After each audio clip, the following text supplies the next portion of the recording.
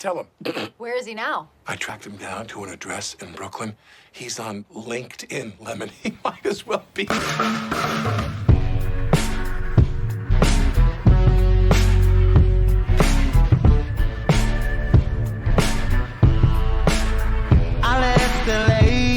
Today I'm on another plane. I spend too much time on the dark side of your door. Okay, Rob Green here from the GRM Group. Back from my little trip around the world, family holiday to the UK, to France and to Morocco. But Morocco was actually to host the Leaders in Law event in Casablanca, the first one we've ever taken to North Africa. Huge success, absolutely delighted to extend our network and our services and our events to the North African legal community. Once again, the big focus was on the people involved and the people that make the industry, strategies, concerns, hurdles to get over as the legal markets in that growing market continue to grow, what things are going to face in the future, not just from AI, but also from new companies moving into the markets and things like that. So very, very good. But as soon as I got back, inundated with emails. Obviously, those who are listening to this that know us typically know that we work mainly on the senior end of the legal community, but I do like to help those the junior end. And September is the month where not only are we releasing our South African legal remuneration report later this week or early next, which is the biggest we've ever done. We've broken it into many, many different chapters and industries and sectors and cities for the South African market, but also it's the month where typically those that are not going to be kept on after articles find out. And I've had a couple of emails from people with that in mind. So I just wanted to highlight a couple of things that, from a presentation that we gave to a university, law school in South Africa this year, with statistics that we gathered from the internet, gathered from our sources, and with the help of our team at Nabi Intel. And it's worth highlighting, so I'm going to put the graphics on the page. But this is something that's really important to anybody at the junior end. I'm going to apologize now for bringing in Webber Wentzel into this fantastic law firm. And because they're the biggest and one of the best, their stats are fully available online. So it's worth just apologizing. I'm not picking on them. We work with them. They're a fantastic firm. But this is really just a highlight. And if you can then extrapolate out from Webber's, who are one of the biggest and the best, and look at every single other firm, then you're going to have a similar pattern. So these are some of the stats that are worth knowing. According to the Law Society and the LPC in South Africa, there are somewhere between 5,000 and 5,500 students graduating from an educational facility with a legal qualification every year. Okay, and I've been very specific with my words there. It's not necessarily an LLB or an LLM, but the number you've got to focus on 5,000 to 5,500 every year. CA positions in South Africa then continue to get more and more competitive. Depending on the economy and depending on the year and depending on what's needed, each year there's somewhere between about 1,000 and 2,500 positions. So even at its best, there's only one position for every 2 students. And at its worst, it's 1 in 5. Typically more than 1 in 5 as the years go on. Now, if we take Webber Wentzel, for instance, I caveat this, fantastic firm, great client. They had, in January of this year, according to the internet, they had 56 candidate attorney positions. Now, the statistics that you can pull out from that, if you look at the past results, using our research team and using the data available to us online, would state that approximately 33 of them, of the 56, would be likely to still be employed by the firm at the end of their 2-year training program. So this calculation is also based on industry retention rates and the stats available online about Webber's in particular. 33 out of 56 suggests that there's an 80% retention rate after the first year, 74% retention rate after the second year, whittling it down to almost, somewhere not far off a 50% retention rate, 50 to 60 retention rate at the end of the 2 years. That's very concerning.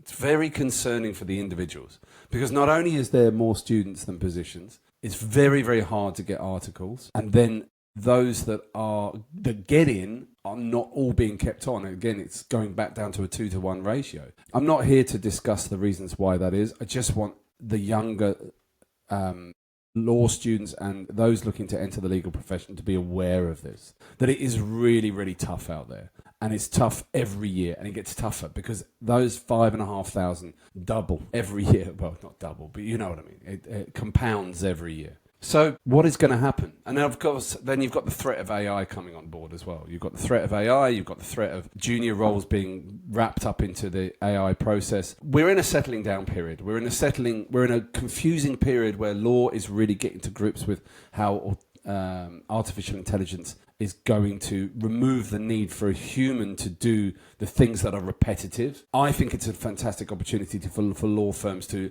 reshape their financial models, reshape the way that they pay people, and be more creative with the law. And I'm sure many, many firms, including Webber Wentzel, who have their fusion department, are doing so and leading the way in that. And that will become bigger and better. But we are in a changing time, and it's worth students knowing this, because this is happening not just in South Africa, this is happening all over the world. What are the solutions?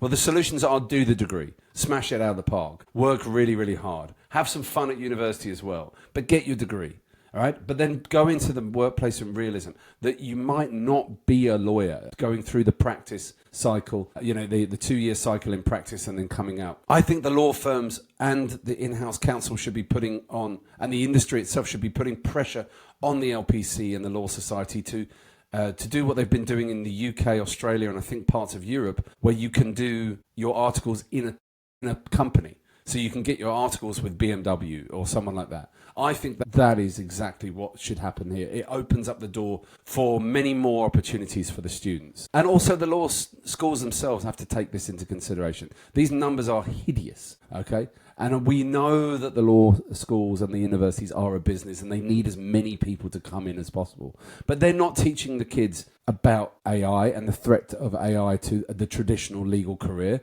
The legal career is changing. It won't be the same next year as it was this year, and it won't be the same in 5 years' time. So there is a real need for those in charge, the law schools and the LPC Law Society, to take proactive steps to improving the number of opportunities available. And also then the law firms themselves. You've got to remember, you are I don't even know what the word is. You are the bastions of this industry.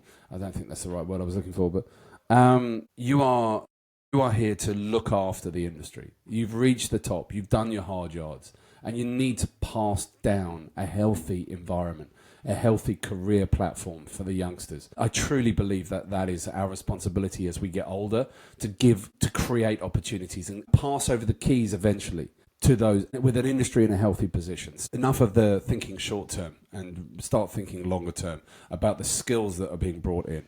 And my final note to students who've watched this and read this is don't be worried. Really don't be worried. There's many, many threats. I've heard it. I'm now old enough to know I've heard every threat I've heard it all. I've heard, how Netherlands would be underwater by the year 2000 and it still isn't. I've heard how pandemics would kill off humanity. I've heard how AI is now going to take all our jobs. But I've heard everything from the 80s, 2000s, 2010s. There is always these threats and these pressures. My answer to that is get off social media. Do not watch social media and start being proactive with your days. Start doing some work. Start getting to grips with the workplace and get out there and have some fun as well. So these numbers are worth discussing because it's worth this point at time. Check out our Substack, globallegalmarket.substack.